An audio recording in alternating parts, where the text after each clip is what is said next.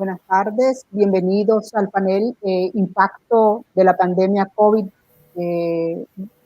en el cacao de la región centroamericana y la guía de buenas prácticas de bioseguridad en cacao para la prevención del COVID-19. Mi nombre es Ninosca Hurtado, laboro para Ricolto y estaré el día de hoy facilitando este importante panel. La metodología que seguiremos será por un primer paso, la presentación de ambas ponencias por las expositoras Christine Nelson y Alejandra Díaz. Cada una de ellas tendrá 20 minutos máximo de exposición y posteriormente estaremos respondiendo a todos los participantes de estas preguntas que realmente vayan escribiendo en chat. También para esto tenemos 10 minutos y en un momento dado si nos queda tiempo, también tenemos algunas preguntas directamente para Christine y Alejandra. Para Christine y Alejandra, Christine Nelson, investigadora y escritora enfocada en sistema alimentario sostenible, actualmente trabajando con el Instituto de Cacao y Chocolate Fino, FCCI. Tiene una maestría en gastronomía centrada en comunicación con la Universidad de Boston, ya por casi una década.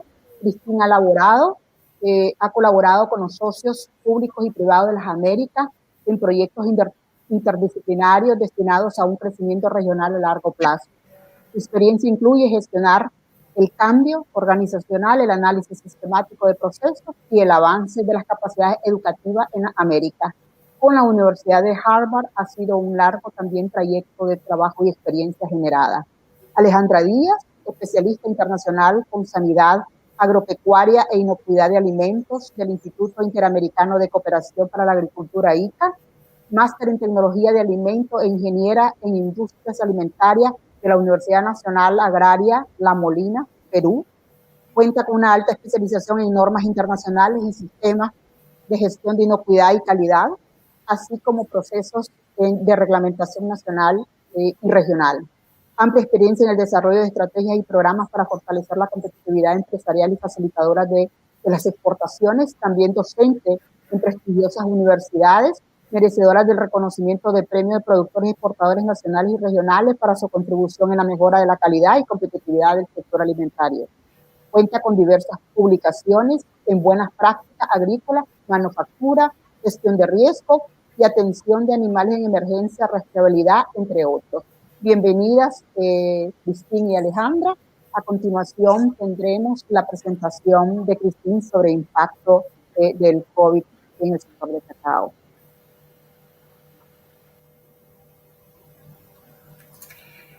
Muchísimas gracias a Ninosca para esta introducción muy amable.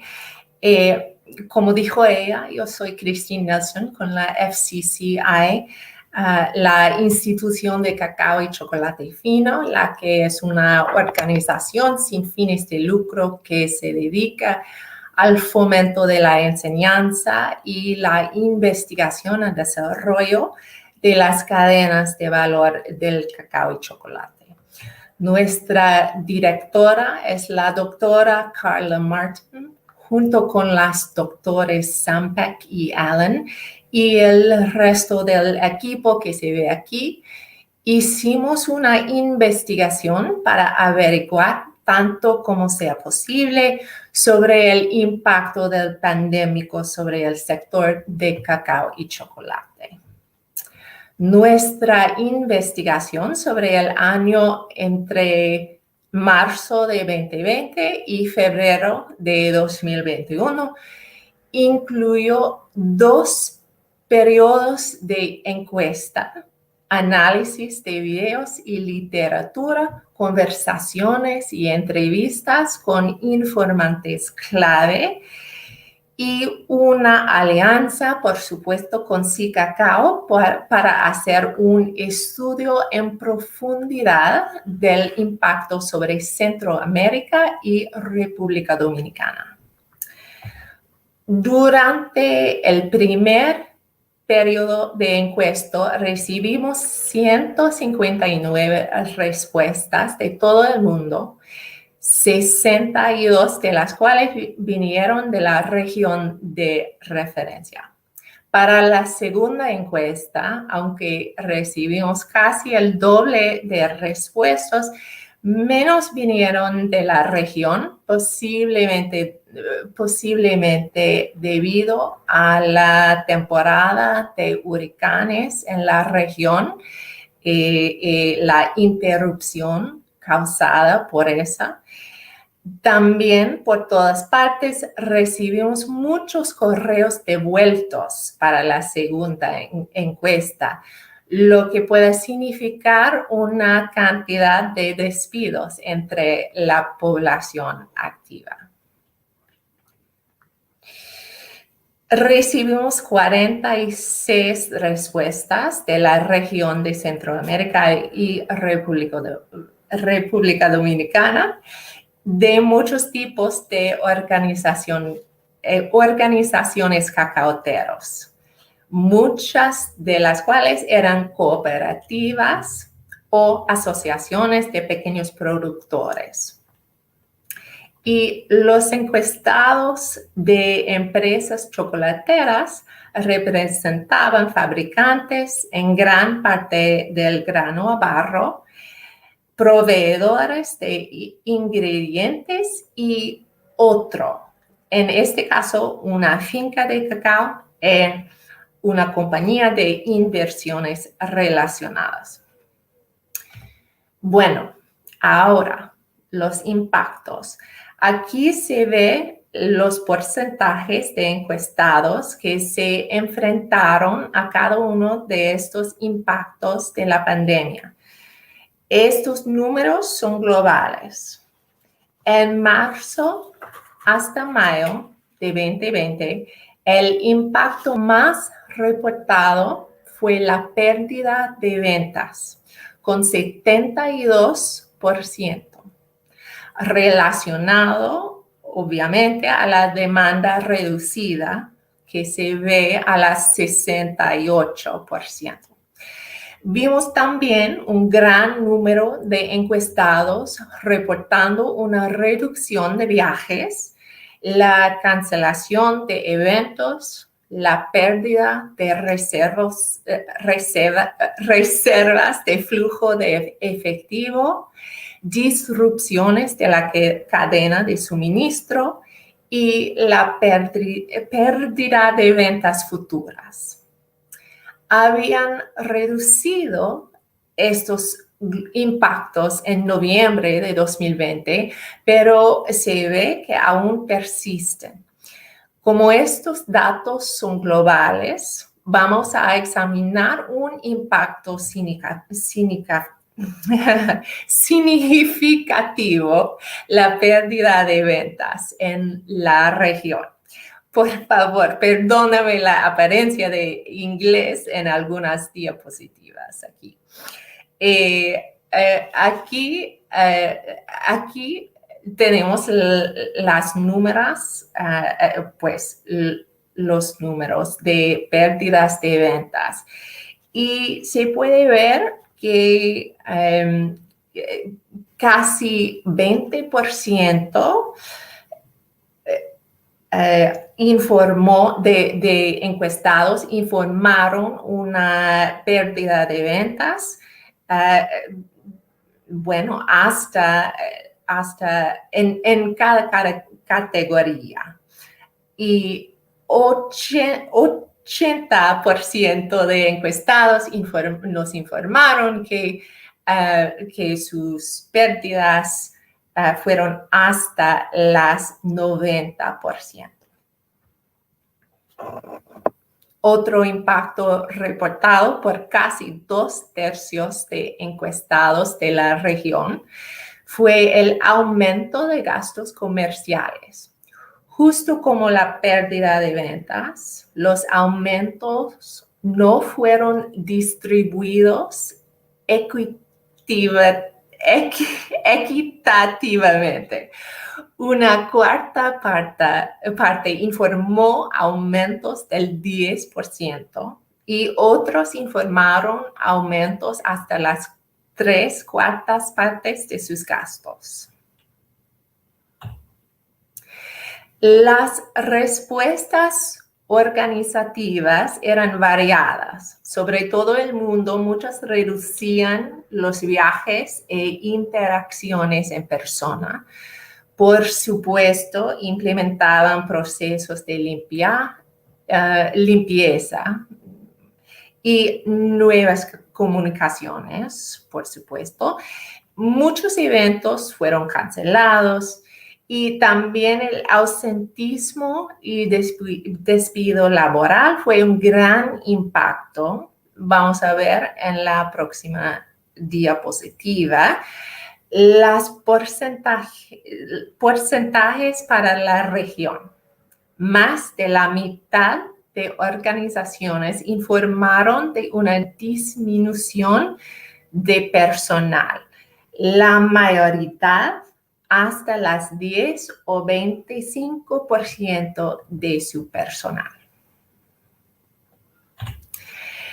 Vimos cambios grandes en la forma en que las empresas chocolateras obtuvieron ingresos. La venta minorista reducida en una tercia parte. Chocolaterías en la mitad. Y el número de empresas, principalmente online, cuadruplicado. Se puede ver acá. Esta diapositiva muestra el cambio relativo en los canales de venta. Las ventas en persona y ventas a empresas se reducían significativamente, mientras que aumentaron las ventas online. Y ahora, las compras de cacao. La encuesta 2 preguntó las cantidades de cacao comprado por las empresas chocolateras en 2010, 2019, 2020 y 2021. Aquí representado como 100%, una proporción de 1/1, están los de 2019. Las compras estimadas por 2020 y 2021 se representan aquí como proporciones de las figuras de 2019. ¿Sí? Entonces se puede ver que las compras por fabricantes se han reducido por las 11 o 12%. Couverture es una historia diferente. Bueno, en esta encuesta, la gran mayoría de compras de cacao fue hecho por una sola compañía. Es anónimo, por lo que no sabemos quién sea. Esta empresa redujo ligeramente las compras para 2020, pero aumentó las compras para 2021. Entonces, excluyendo esta empresa, vemos números dramáticamente diferentes en la tercera línea acá, que la proporción de cacao comprado en 2020 fue a la mitad de 2019 y una figura muy pequeña en 2021. Pero es importantísimo recordar que esta figura representa la información disponible entre noviembre de 2020 y febrero de 2021. Entonces, no es una imagen completa y muchos encuestados nos informaron que aún no sabían las compras para 2021. Bueno, aquí vemos otra manera de mostrar la misma información que las compras de 2019 son como 100% y los años siguientes medida al lado. Las compras para grano a barra en azul acá y el coberture sin la grande empresa que discutimos aparece acá en amarillo. Ahora, viendo hacia adelante, los ingresos anticipados para los siguientes 6 meses aparecen aquí.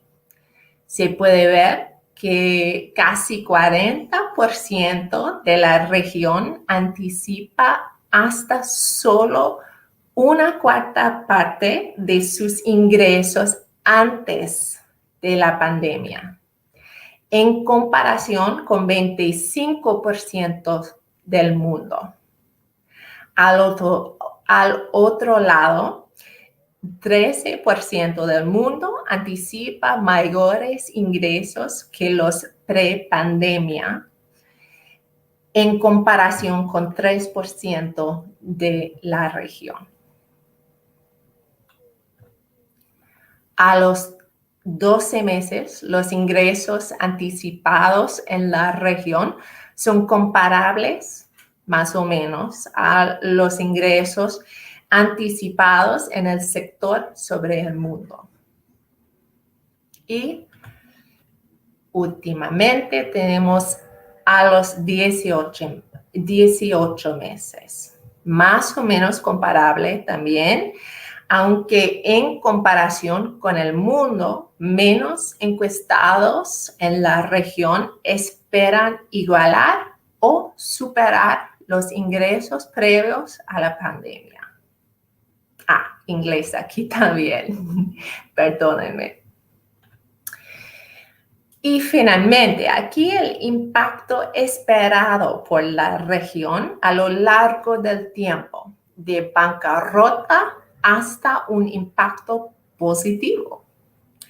La gran parte de encuestados esperan un impacto negativo a los 6 meses, aquí a la izquierda, pero esta figura reduce sobre el tiempo y al fin de 18 meses en el derecho de la pantalla, vemos que la mayoría de encuestados esperan un impacto neutral o positivo. La parte que necesita atención es esta en la parte inferior, el rojo, que significa encuestados que esperan que sus empresas sean bancarrotas al fin de 18 meses. Esta figura está creciendo un poco, que significa una necesidad inmediata en el sector. Bueno, finalmente nuestras recomendaciones. Recomendamos un enfoque integrado, es decir, incluso de la salud pública, ciencias económicas y comunicaciones. Y estas recomendaciones son el resultado de nuestro estudio hecho con nuestra alianza con SICACAO. Entonces, aquí tenemos salud pública. Recomendamos instituir las mejores prácticas, ¿sí? Comprender mejor el contexto de salud local y adaptar respuestas. Y finalmente, abordar la diferencia social y la jerarquía en el acceso a la atención, los mandatos institucionales y la inequidad en las vacunas. Muy importante. Bueno, avanzamos a ciencias económicas. Recomendamos desarrollar planes para abordar la pérdida de ventas, la reducción de la demanda y la reducción del flujo de caja, los que son necesidades inmediatas para el sector. Trabajar con todos los socios para pronosticar según sea legal y culturalmente apropiado y abordar dar la volatilidad de la estructura de financiamiento y el acceso de los agricultores al crédito. Finalmente, de comunicaciones, mantener una comunicación transparente con los productores de cacao y las partes interesadas, aguas abajo y aguas arriba. Facilitar la conexión entre productores de cacao y partes interesadas, aguas abajo y arriba, y desarrollar planes de infraestructura para ampliar el acceso a las comunicaciones a comunidades remotas o desatendidas.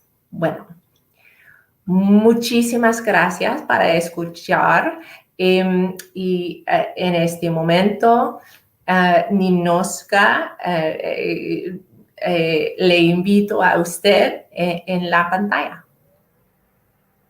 Muchas gracias, Cristín. Muy importante la información que nos has brindado. Esta información que también fue gran parte de los actores mismos de Centroamérica que la han puesto, ¿verdad?, a través de las encuestas como resultado. A este momento vamos a tener entonces la segunda exposición, que es por Alejandra. Alejandra nos va, como a raíz de todas estas encuestas, de todos estos resultados que hemos obtenido de este gran arduo trabajo de FCCI, nace entonces también la idea de tener un manual de buenas prácticas para el sector cacaotero para prevenir los impactos negativos del COVID. Dejo a Alejandra con ustedes. Gracias. Gracias, Ninosca. ¿Me confirman, por favor, si ya se puede visualizar la presentación? Perfectamente. Gracias.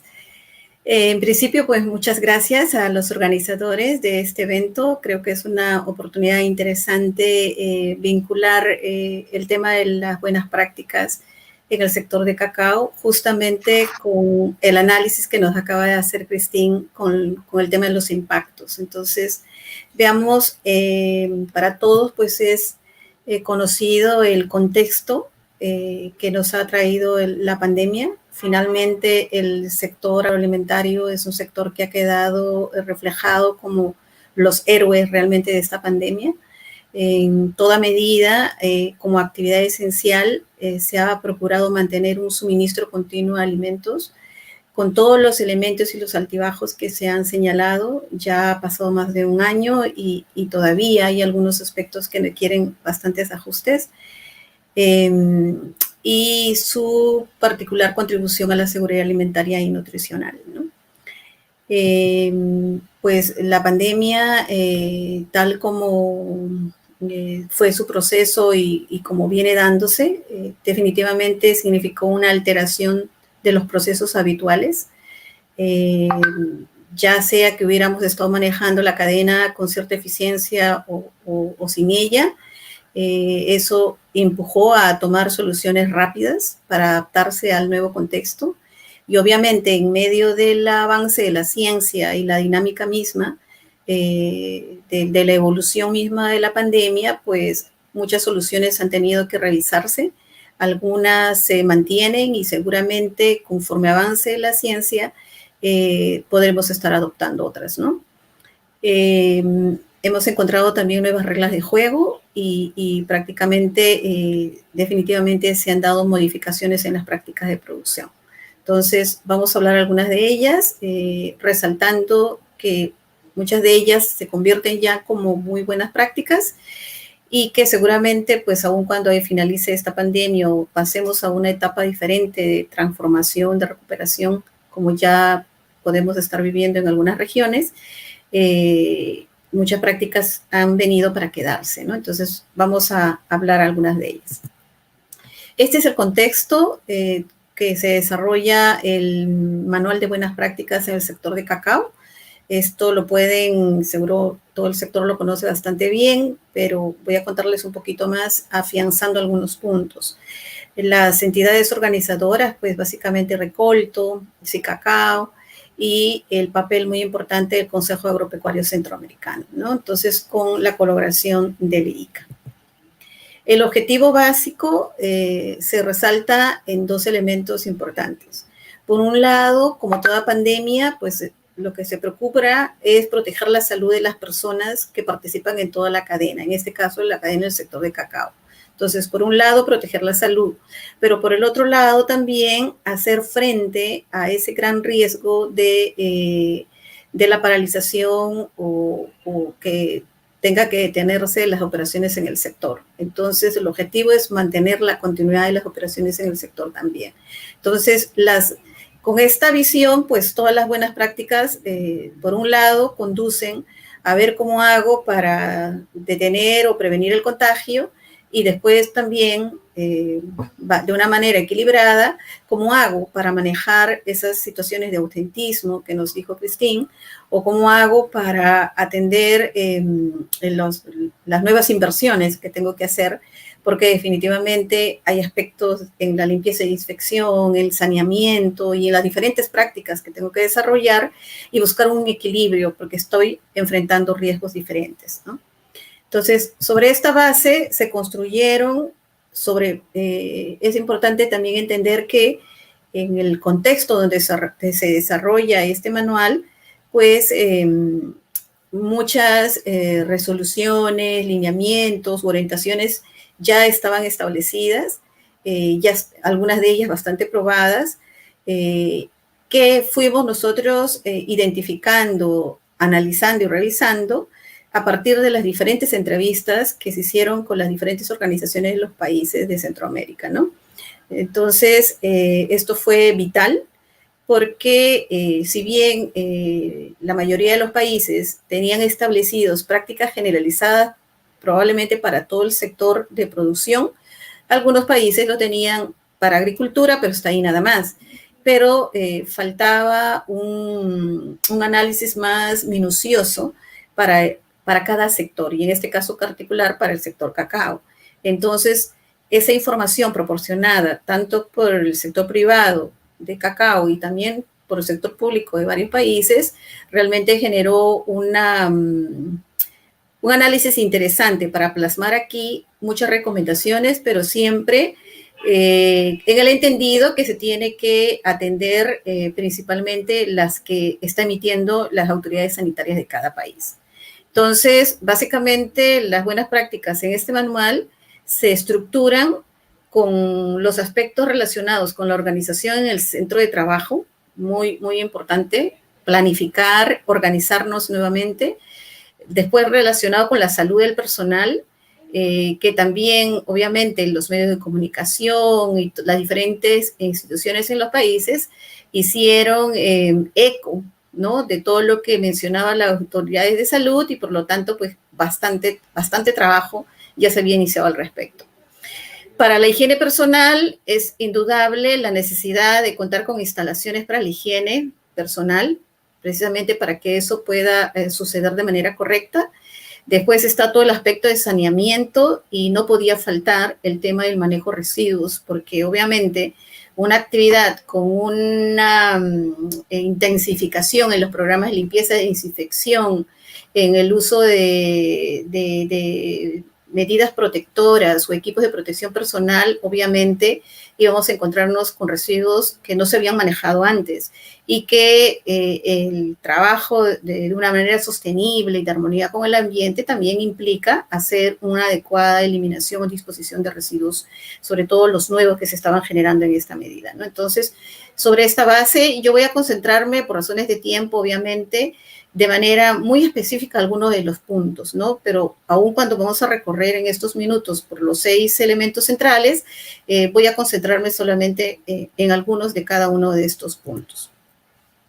En la organización en el centro de trabajo. Entonces, lo que buscamos aquí, y realmente ese fue el consenso de todos los entrevistados, era de que de una u otra forma teníamos que asegurarnos o promover a través de buenas prácticas de que la finca o cualquier establecimiento de cacao realmente tuviera la capacidad de que no se detengan las operaciones, de que se supiera manejar en medio del ausentismo de personal, en casos, un buen manejo de sospechas o de personas con sospecha de COVID, o incluso cuando ya tienen confirmado el tema de COVID, ¿no? Entonces, para eso, la primera buena práctica aquí, la recomendación es establece un plan de continuidad.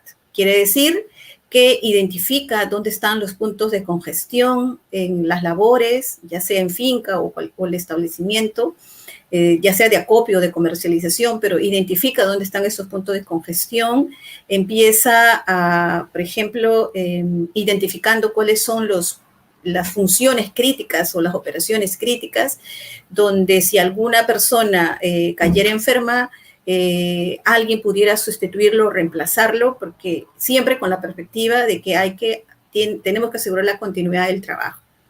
Y obviamente, ante todos estos elementos, pues siempre recae en la forma de verificar, ¿no? Entonces hay que instruir y hay que capacitar incluso a personal para que pueda asumir una función más allá de lo que ya habitualmente trabaja, para ocuparse de alguna función crítica que pudiera quedarse afectada, pero además también que a alguien se le capacite para poder hacer la verificación, que efectivamente se estén cumpliendo estas medidas, ¿no? Pueden parecer aparentemente sencillas, medidas muy simples, de que lávate las manos, desinféctalas, o sea, pueden ser aparentemente simples, pero hay que darse cuenta que todas estas medidas se dieron en un momento de mucha tensión, de mucho temor, de mucho miedo, de qué es lo que podía pasar, ¿no? Entonces, claro está que ahora esto, con el tema de la vacunación y todo esto, puede haberse reducido en términos incluso de estrés y de presión emocional, pero no obstante también requiere todavía generar mayores hábitos, ¿no? Y ya no solamente por un tema de COVID-19, sino que lo que estábamos tratando era de reforzar también aspectos de higiene personal que de una u otra forma, por los temas de inocuidad, ya en toda cadena alimentaria y obviamente también el de cacao, ya se estaban dando, ¿no? En la misma organización del centro de trabajo, pues en todo momento lo que se está tratando de hacer es que el virus no ingrese ni a la finca o un establecimiento de cacao. Entonces, y si entra, hay que buscar un mecanismo de ver cómo mitigo o cómo reduzco las condiciones de contagio. Entonces, y uno de esos elementos es el tema del contacto, de la cercanía de persona a persona. Entonces, obviamente, hay que buscar cuáles son las formas y los mecanismos. Una de ellas es, pues, si yo tengo situaciones donde voy a conglomerar personas, entonces debo darle seguramente horarios flexibles, tengo que analizarlos. En las áreas comunes las tengo que reglamentar, el ingreso, tal vez dándole horarios escalonados. O sea, hay diferentes mecanismos y hay que ser bastante creativos, pero la meta es reducir el contacto entre las personas, ¿no? Coordinar también la entrada y la salida del personal. O sea, quiere decir que toda circunstancia en finca o un establecimiento de cacao donde exista aglomeración, entonces tengo que dar posibilidades y condiciones para que esto no acontezca, ¿no? Porque de lo contrario, el riesgo de un contagio puede ser más grande. Y también la desinfección de los lugares de trabajo y todo esto, ¿no? Adicionalmente a esto, seguimos reforzando en este manual de buenas prácticas el tema del distanciamiento, ¿no? Esto también significa, una cosa es dentro de de la finca o del establecimiento, pero también hay que entender que las personas o los trabajadores pues también tienen una vida, ¿no? Entonces, y ahí también hay elementos de riesgo, entonces, o por fuera. Entonces, eso también implicaba que hay que analizar, y la recomendación de que hay actividades o viajes probablemente que no son completamente esenciales, por ese entonces había que restringirlas, ¿no? Y ya nos lo mencionó más antes Christine, ¿no? Cuando en las encuestas prácticamente pues muchos de estos viajes fueron reducidos, ¿no? Y esto es una de las buenas prácticas, o sea, hay que realizar los necesarios en la medida que todavía no había ninguna, todavía estaban en inicios la investigación de vacunas y todo eso. Ahora, obviamente hay actividades en las que no se puede, o sea, que de todas maneras se requiere una actividad presencial. Entonces, para esas situaciones, pues siempre se estaba indicando que sean solamente las estrictamente necesarias y manteniendo siempre el distanciamiento recomendado, ¿no? Porque hacerlo afuera, como las escuelas de campo, no puedo restringir tal vez la actividad de asistencia técnica, pero sí puedo hacer medidas para mantener el distanciamiento. El hecho de asegurarme y el aprovisionamiento de los insumos, de los ingredientes, los envases, también hay que coordinarlo de manera adecuada, pero siempre asegurando el distanciamiento. Esto independientemente se trate de una finca o se trate del establecimiento, pero siempre buscando que las labores se realizan manteniendo la distancia recomendada entre personas. También incorporamos la definición de burbuja social. No todos los países, cuando se elaboró este manual, lo tenían definido ni trabajado, pero utilizamos experiencias de algunos países que ya habían definido lo que es una burbuja social, que personas que realmente pueden tener una condición sanitaria bastante similar porque hay convivencia o porque son familia. Entonces, obviamente, tal vez en medio de una burbuja social, pues ni siquiera se requería el uso de equipo de protección personal. Pero si estás frente a otra burbuja u otras personas de otra burbuja, pues sí había que incrementar más. Entonces, lo que hemos buscado también con estas buenas prácticas es que las medidas de gestión de riesgo no se den simplemente por digamos, por copiar algo o simplemente con una acción reactiva, sino que una medida de gestión de riesgo tiene que estar basada en una evaluación de riesgo. Entonces, tengo que evaluar si efectivamente en la actividad que estoy desarrollando hay conglomeración, hay actividad de un contacto más cercano, todos estos tipos de cosas, y en esa medida recién adoptar la gestión del riesgo, ¿no? Entonces, esto es importante, y independientemente, ya les decía, se tratara de finca de producción o de establecimientos de acopio, de beneficio, de procesamiento, de comercialización, cualquier actividad en términos de cacao, ¿no? Entonces, el mantener la distancia recomendada, en algunos casos, pues los pisos se tienen que marcar, eso simplemente queda en función de todas las condiciones que puedan favorecer a que estas medidas se cumplan, ¿no? Delimitar estas áreas de trabajo, instruir, por ejemplo, las personas que van en los ascensores o que hacen uso de una escalera, que traten de utilizar sentido único para que no se estén cruzando en los pasillos o en escaleras. Y también hubo interesantes experiencias que algunas cooperativas que nos indicaron que ya habían implementado procesos de transferencia bancaria, todos virtuales, ¿no? Entonces, creo que ahí hay un camino grande por recorrer y que puede generar mayor eficiencia en sus procesos. Y también en sitios donde podía haber más gente, que es en el despacho, en recibo, en pagos, en esas zonas, pues podía ponerse un control de ingeniería adicional a las medidas de protección, como las mascarillas o las máscaras faciales o las caretas, tal vez colocando pantallas acrílicas, algunas barreras de protección. Y esas barreras de protección son muy interesantes porque no van a depender necesariamente, o el riesgo lo minimizas, no necesariamente con la actitud o el comportamiento del trabajador, sino que básicamente ya es algo establecido que de una manera muy eficiente puede disminuir bastante cualquier tipo de contagio, ¿no? Proveedores y visitantes, también se colocó que habría que restringirlo realmente, ya les digo, lo que hay que evitar es que el virus ingrese o a finca o a establecimiento. ¿Cómo lo logro? Esto no viene con el cacao, esto viene con las personas. Entonces, las personas son las que pueden transportar el virus. Entonces, y el peso que esto significa, ¿no? Entonces, en la medida que haga o restrinja a través del número de personas que ingresen, a través de protocolos y que tiene que haber un entendimiento de esos protocolos, pues va a ser muy, muy favorable, ¿no? En el tema del transporte personal, también entendimos que el personal podía tener transporte proporcionado tal vez por la misma empresa, si esta era grande, o podía hacer uso de transporte público o hacer también uso de su propio vehículo, ¿no? Entonces, en situaciones como esta, básicamente señalamos algunos puntos, entre ellas el que aparece aquí en el slide, pues de que si se trata de un transporte proporcionado por la empresa, pues hay mayor control, y en ese control significa que puedo capacitar al conductor, que tengo capacidad de mantener limpios los transportes y también desinfectarlos, e incluso tener la posibilidad de hacer cierto filtro o de cuidado analizando las personas que están subiendo en ese transporte. Puedo controlar el uso correcto de mascarillas o las caretas, facilitar esas soluciones desinfectantes, favorecer la ventilación natural, ¿no? Cosas que no necesariamente puede tener un control directo en el momento de que tenga uso de transporte público.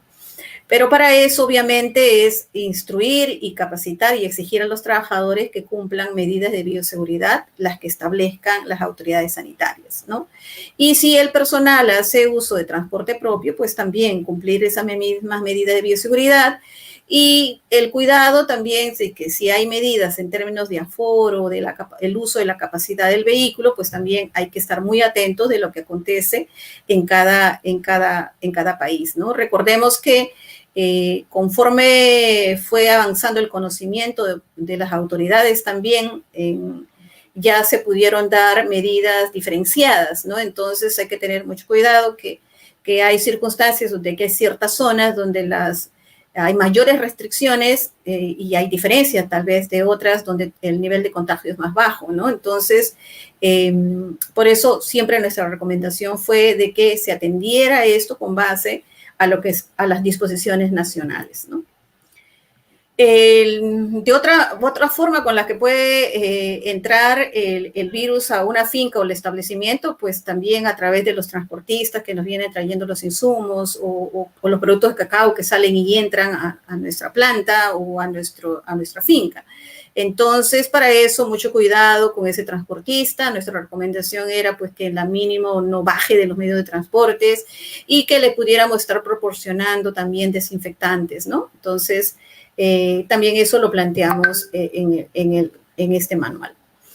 Respecto a la salud, el otro gran elemento, además de toda la organización y la planificación que se tiene que tener en finca o establecimiento de cacao, el otro gran elemento es la salud personal. Para eso, obviamente, si quiero evitar que entre el virus, tengo que poner algún elemento a la entrada.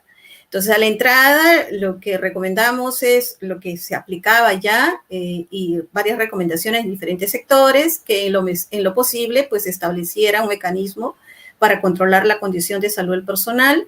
Esto puede ser a través del control de temperatura o inclusive a través de unas preguntas muy simples, porque aquí lo que tratamos de ver es cuál es la condición, ¿no? Obviamente no me puedo fiar exclusivamente cada uno de estos, es mejor presentarlos en combinación, porque recordemos que puede haber personas asintomáticas y no necesariamente estar marcándonos cambios a nivel de la temperatura corporal, ¿no? También asegurar que el personal, particularmente los supervisores, puedan reconocer los síntomas más comunes, reconocerlos y realmente también pedir al propio personal que reporte, ¿no? Que se sienta en la suficiente confianza que pueda reportar si tiene alguno de estos síntomas y sobre todo si lo observa también en otro trabajador, ¿no? Se recomienda redactar protocolos sencillos, hay que trabajar mucho con la parte escrita poner esos protocolos, no guardarlos, sino ponerlos en lugares visibles y particularmente también cuidar de que no se vaya a estigmatizar a la persona que se ha enfermado y que esté generándose situaciones de discriminación, ¿no? Sin embargo, siempre cabía la posibilidad de qué pasa si realmente una persona presenta alguno de estos síntomas. Entonces, nuestra recomendación siempre fue de que, pues, hay que aislarlo para tomar la decisión si enviarlo a un centro oficial. Obviamente, cada país tiene definido qué hacer al respecto, pero básicamente, pues, en ese momento, si lo vemos con síntomas, hay que aislarlo, no entregarle ningún medicamento, eso lo tiene que decir el centro de salud, y también identificar qué personas han estado en contacto directo, ¿no? Porque finalmente es una sospecha y seguramente hay que tomar ciertas medidas, ¿no? Actuación ante casos confirmados, siempre mantener la calma. Realmente esta persona tiene que seguir pues las medidas establecidas por el Ministerio de Salud, llevar un registro o bitácora también de los casos confirmados, tener mucho esto en cuenta, porque también es información que la misma autoridad de salud se lo puede exigir, ¿no?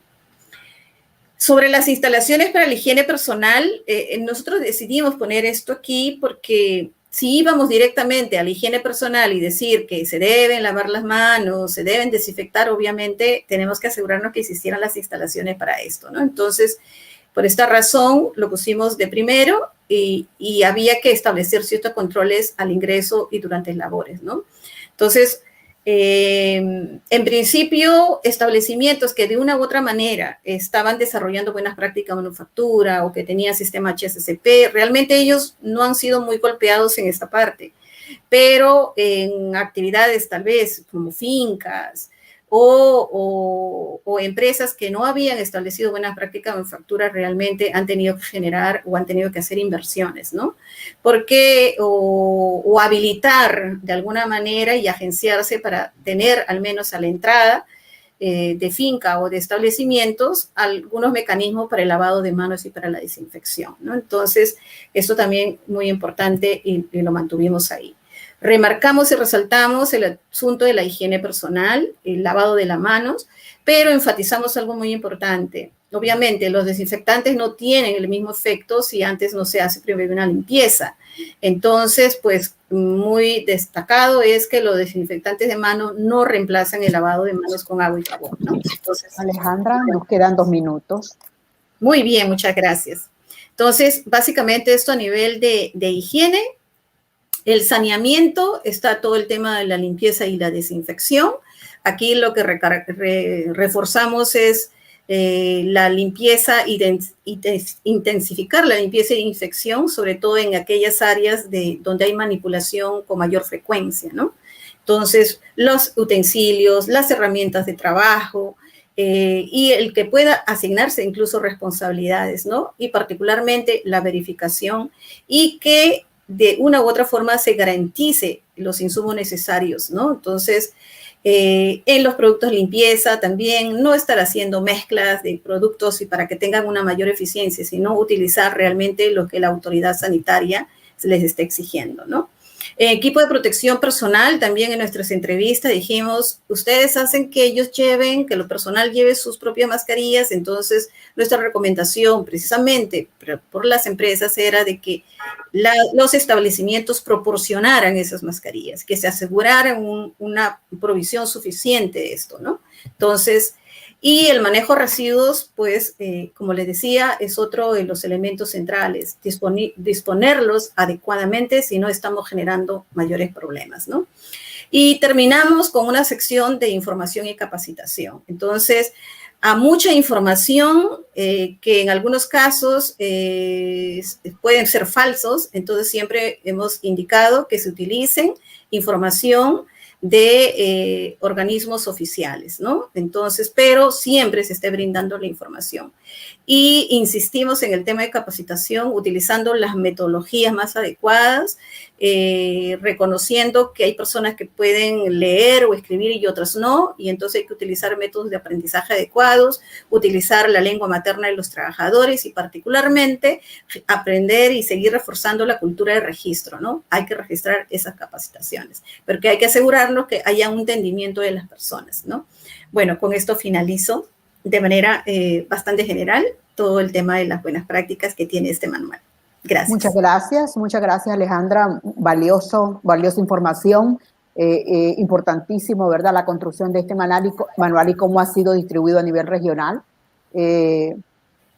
Para ir cerrando, porque ya entre poco empieza la clausura del evento, entonces tengo una pregunta para Cristín y por favor si puedes respondernos precisa.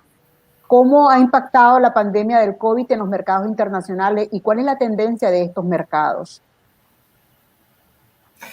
Sí, pues vimos en la pantalla que el mercado es vulnerable a al impacto de las grandes compañías, a las compras de las grandes compañías y estas tienen mucho que hacer. Con el mercado vemos ahorita que las compañías grandes se han parado o pausado sus compras de cacao. Para el futuro, inmediatamente, hay una pausa en la compra del cacao en el mercado. Entonces, no sabemos. Es la respuesta muy corta. Es que sería un año muy interesante en que conocemos las compañías grandes de su responsabilidad social, ¿no? Es una cuestión de responsabilidad social, decir, en un mercado fluctuando, ¿sí? Si hay una responsabilidad para apoyar a las comunidades vulnerables o no. Y sabremos sobre el curso del año que viene las compañías que son de un mano y las compañías que son de otro. Ya, gracias, Cristín. Alejandra, ¿cuáles son los retos para el sector de cacao en la implementación de estas medidas de bioseguridad? Bien, son varios los retos, ¿no? En principio, pues hay muchas prácticas que tienen que seguirse reforzando, pero básicamente creo que hay que aprender a tener una mirada más integral del manejo de los riesgos. Creo que el sector está viendo los riesgos económicos, está viendo ahora estos riesgos sanitarios, ha ampliado su tema de inocuidad, su tema de calidad ahora por cuidar la salud del trabajador, y el otro es el riesgo de la continuidad de las operaciones. O sea, no puede parar, tenemos que seguir con eso. Entonces, pero hay que darle un tratamiento equilibrado, pero una mirada de gestión integral de riesgos. Y esto también significa más innovación, ¿no? Entonces, creo que todo el asunto de los medios virtuales, como este ejemplo de la cooperativa que prefirió hacer sus transferencias ya o sus pagos por transferencias bancarias. Entonces son innovaciones, son el manejo de los medios virtuales, el manejo de las tecnologías. Recordemos que hay empresas que van a tener que seguir siendo auditadas por sus certificaciones. Entonces ya no podemos seguir haciendo actividades presenciales. En algunos casos seguramente hará un híbrido, pero hay que entrar en una fase diferente, ¿no? Y eso significa tener una mejor confianza en la protección de tus datos y creo que hay que aumentar mucho la cultura de registro, ¿no? Entonces, básicamente eso como importantes retos. Muchas gracias a ambas. Ha sido excelente, ¿verdad?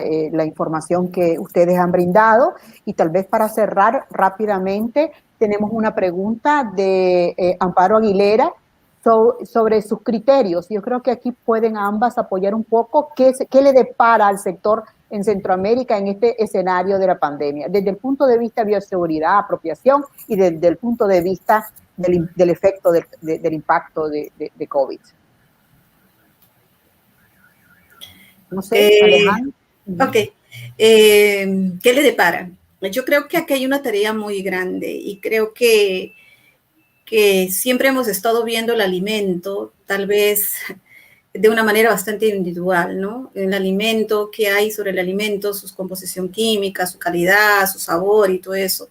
Pero creo que tenemos una oportunidad muy interesante para concebir el alimento de una manera diferente, porque detrás de ese alimento, detrás de ese grano de cacao, hay gente, ¿no? Hay personas que están trabajando, que están exponiendo su salud, que están exponiendo, pero también gracias a esa actividad y ese trabajo están generando riqueza, está generando ingreso, está generando empleo.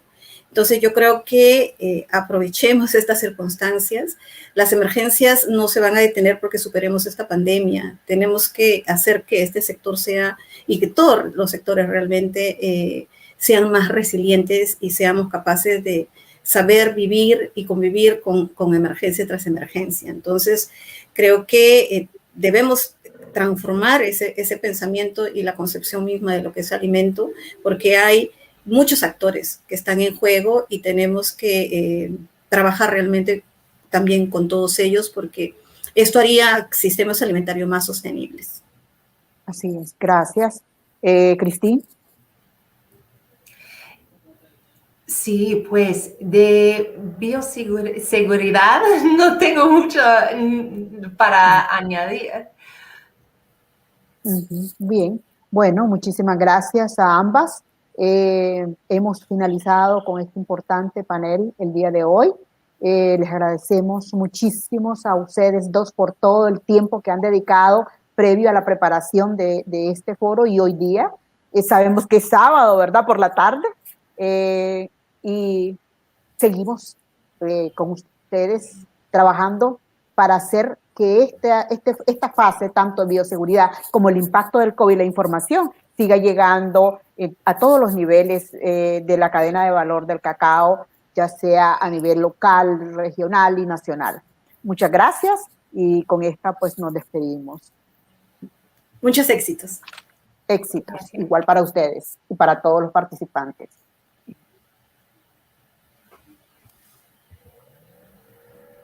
Tenemos una pregunta de Fernando, pero no, bueno, nos están dando creo un segundo porque ya nos van a cerrar. Nos dijeron que a las 4 y son las 15:59. Dice que cuál podría ser el rol de las distintas instituciones de apoyo desde lo público y privado para la implementación y adopción de estas prácticas de bioseguridad. ¿Será que, Alejandra, tienes medio minuto? Bueno, ya nos van a cerrar, pero vamos, Fernando, Alejandra te va a mandar un correo respondiéndote para que nos enriquezca también toda la información que queremos poner las próximas semanas en las redes sociales. Creo que el tiempo se nos fue. Qué bien que nos están dando algo de gratis, ¿verdad? Porque ya son las 16 horas. Así sería. Bueno, muchas gracias a ustedes. Ok, gracias. Sí. Gracias. Hasta luego. Hasta luego.